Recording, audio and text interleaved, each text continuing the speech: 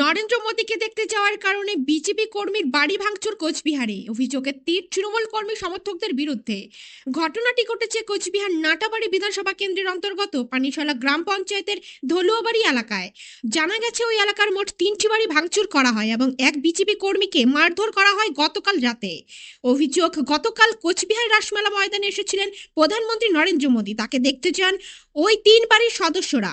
পরবর্তীকালে সভা থেকে বাড়ি ফেরার পথে মাঝপথে তৃণমূলের দুষ্কৃতীরা বাইক নিয়ে তাদের বাড়িতে হামলা চালায় এবং একজন বিজেপি কর্মীকে মারধর করা হয় বলে অভিযোগ। ঘটনায় চাঞ্চল্য ছড়িয়েছে গোটা এলাকায়।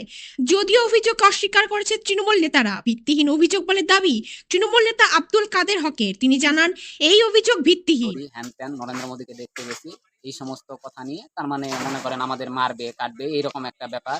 তারপরে আমার দাদা আসতেছিল ওই রাস্তা দিয়ে, ওই রাস্তাটায় ফাঁকা ছিল, আমরা এইখানেই ছিলাম, ওকে ধরে নিয়ে থাপ্পড় মারছে।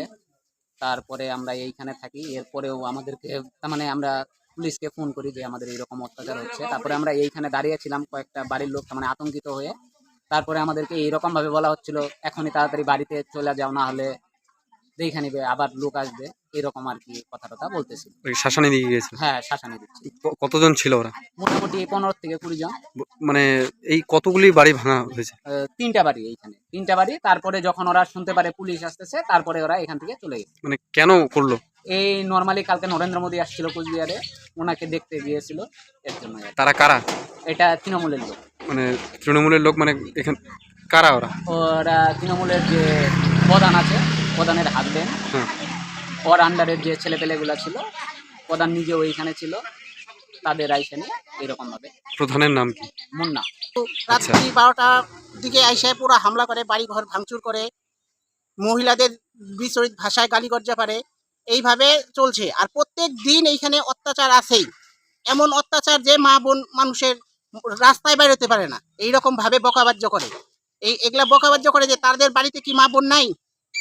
তারা যে বকাবাজ্য করে তাদের বাড়িতে তো আজকে মা বোন আছে। এইভাবে কি কেউ বকাবাজ্য করতে পারবে? এইভাবে বকাবাজ্য করাতে এইখানে কালকে এসে আমাদের বাড়ি ঘর ভাঙচুর করছে, পাথর ঢালাইছে, এমন হুমকি দিয়ে গেছে এরপরে যদি তোরা বিজেপিতে যাস তাহলে তোদের বাড়ি বম মাইরা উড়াই দিব, এরকম হুমকি দিয়ে গেছে। আচ্ছা, মানে কতজন ছিল বা কারা ছিল ওরা? এখানে ছিল তৃণমূলের প্রায় 20-22 জন ছিল। আচ্ছা, ওরা কারা? কারা? তৃণমূলের গুন্ডা বাহিনী।